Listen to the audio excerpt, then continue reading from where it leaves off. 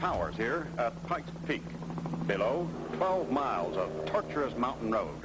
Professional driver Bobby Unser checks out the maneuverability of Toronado by Oldsmobile, only full-size car with front-wheel drive. The pulling wheels are also the steering wheels. Increases traction and maneuverability. How's it drive, Bobby? Terrific. Going uphill or down. Around those curves, too. Toronado really handles great. Yes, I can see those front wheels dig in. That's Toronado. Fabulous good looks, flat floors, room for 6, rocket V8 engine, 385 horsepower, and front-wheel drive.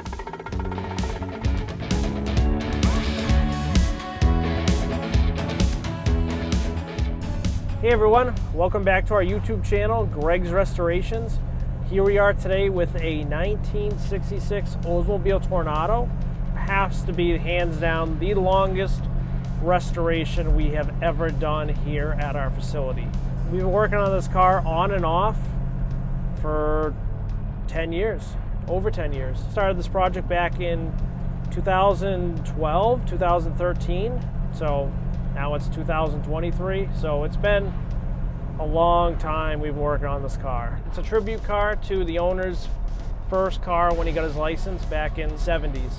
The owner had one of these cars when he was a teenager and wanted to kind of relive his youth. So we've been building this car for him to the exact specs of what he had.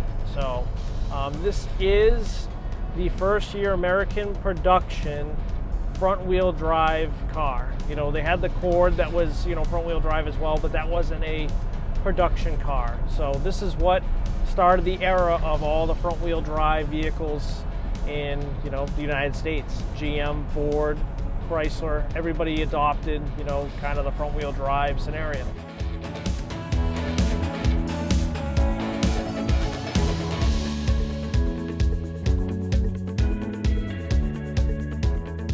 Handles well. It's a little quirky, but it's definitely a neat car.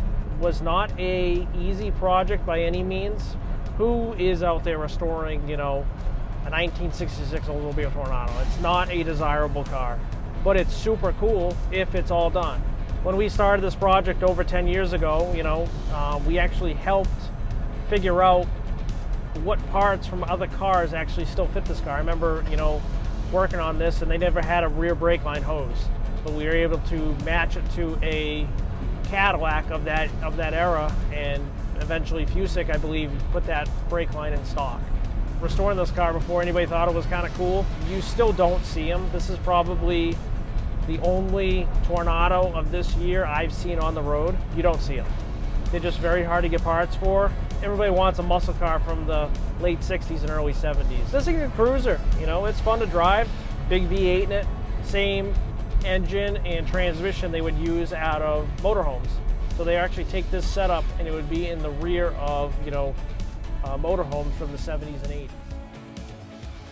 This car is a full frame-off restoration. We ended up taking the body off this car back 10 years ago and restored the whole drivetrain, braking system, exhaust system, so it's got a full stainless exhaust from the manifolds back.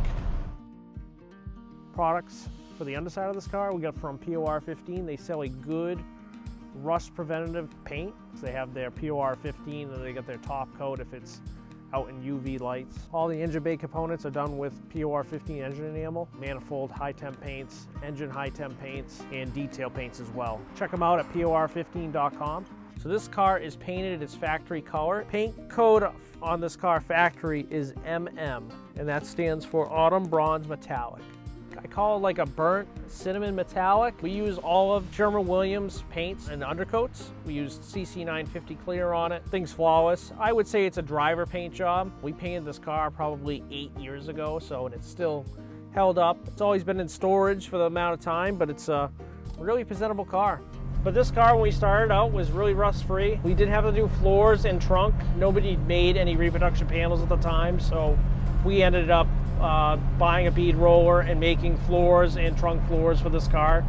We did this car to a driver / show car standard. I wouldn't say we'd be taking this car to like a Pebble Beach show, but it's a cool driver. that was the customer wanted to be able to drive this car. He's got a few cars in his collection. All the stainless and all the chrome was done on this car. We sent it out to a place in Rhode Island. They did the chrome back 10 years ago on it.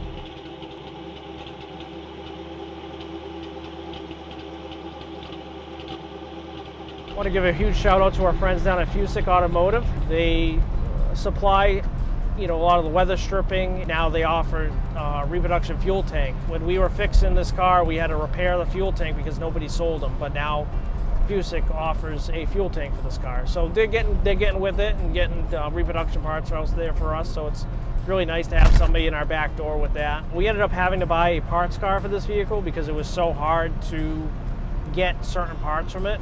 So instead of paying, $1,000 every part for this, buy a parts car. And we used a bunch of stuff, a lot of trim, a lot of stainless. Another cool thing about this car is we, did a restoration on the trunk as well. Had to do some rust repair in here. We got the factory decals up on here. We got the factory little dome light for the trunk as well. Very hard to find part. We got that from our parts car as well. Then you come into the trunk and, talked about that vacuum assist. It's actually got a vacuum assist trunk latch as well. And then you come in here, you got your really hard to find drains as well. They're like a molded rubber, but they're actually so hard they're like plastic. So one of these here we had to get from our parts cars. So it's got cool little drains that drain down inside the trunk. We got the factory spare tire in there, and it's got a Coca Redline tire on it as well. This is actually a Oldsmobile matte. It's not for this Toronado, but we actually got it from Fusick and we modified it. We cut it out for the fuel filler neck, just because it needed something in here. We used a Eastwood texture trunk spatter paint. So cleaned everything up in here and gave it a nice uniform look. Originally it probably would have had cardboard on the sides, but all that stuff was missing, so we did something that's just as good. So when you open up the trunk at like the car show, it looks nice. So pretty cool system, pretty neat trunk. Keys are out of it. And it's also even has, we got an original 66 Massachusetts plate for it as well. Another cool feature about this car is it came stock with a factory dual exhaust. So if you actually come down here and check out the car, it's actually got pretty cool cutouts in the bumper for the dual exhaust. So this is a reproduction stainless steel exhaust system from the manifolds back. So we installed the exhaust over, gotta be like 8 years ago now. It's a really nice exhaust system. It also has a stainless steel brake line kit throughout the whole car. All the brakes have been serviced. Another cool thing too is it's got these reverse lights that are built into the rear bumper in the center. Usually cars have them on the outside or a little bit higher, but these are actually built into the bumper. So kind of a cool thing that Toronado did, was kind of a little different than everybody else. Also has this kind of cool little valance plate in the back that has the directional pieces on it. Very hard part to get. And we actually had to do reproduction chrome on the whole exterior of this as well because this part was so bad it couldn't even been plated. So that's like another thing that run into of getting parts. Can't get parts for this car. Just like this mirror right here is actually an NOS mirror, and it's actually adjustable. All the reproduction ones are, there's no cable to them to adjust them. So this was actually from our parts car, and it actually still works. Always the cable seize up and they break. So that was pretty hard to find part, as well as the inside bezel on the door panel. Very hard to find part.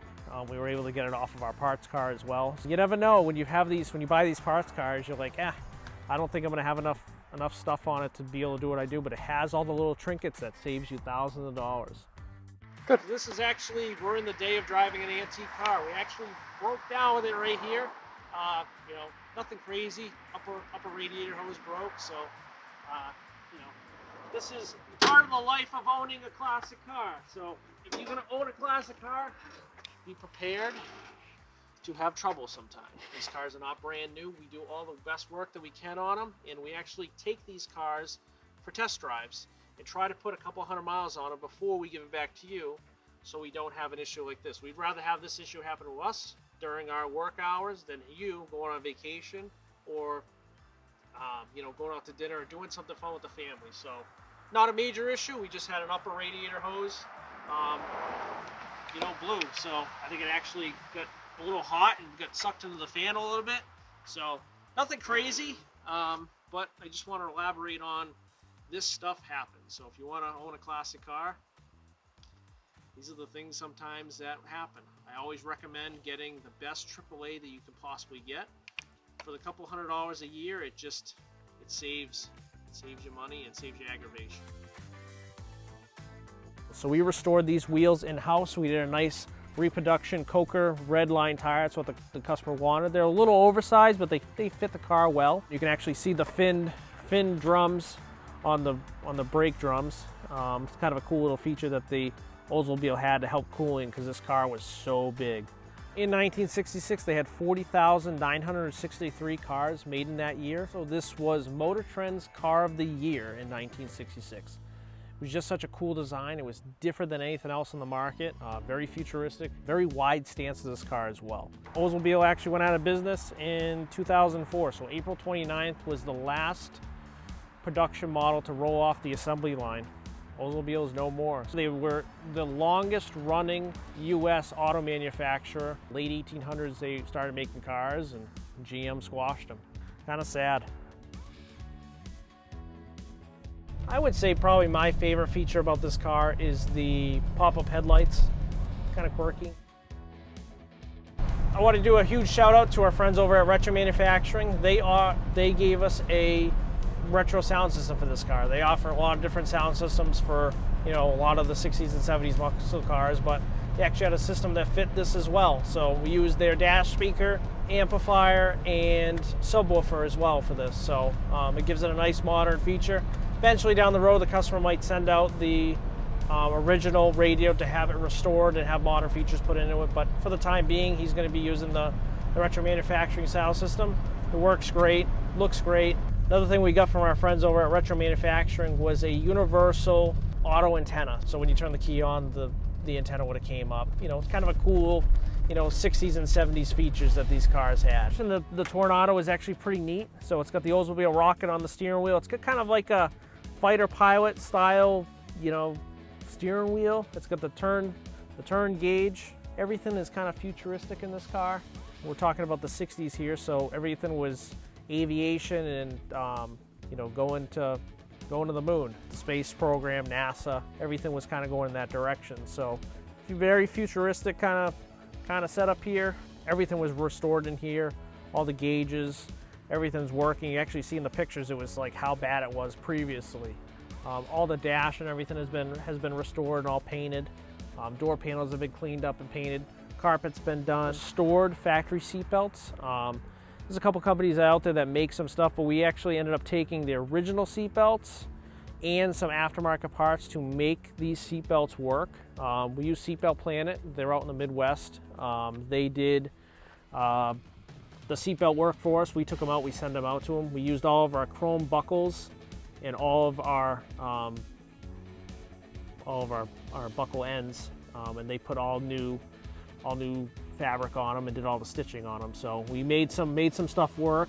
The buttons are actually brand new. We were able to get them reproduction, but the kit that they sold, I think it was from one of the aftermarket parts places, they just didn't fit and they were really cheap. So we just used the original buckles, the original chrome, and then we had all new stitching put on them, but we used the buttons. They look really nice inside the car. It has a factory built-in floor tray. Originally it was built out of steel and it had like a rubber mat on top, but the original metal tray was completely rotted. So we ended up making a mold and making it out of fiberglass. And then from our parts car, we had a good piece of rubber that was a little shrunk, but we were able to made it work. And then we used the stainless trim and painted everything and installed everything. So it's kind of this car has a lot of unique features that other cars don't have.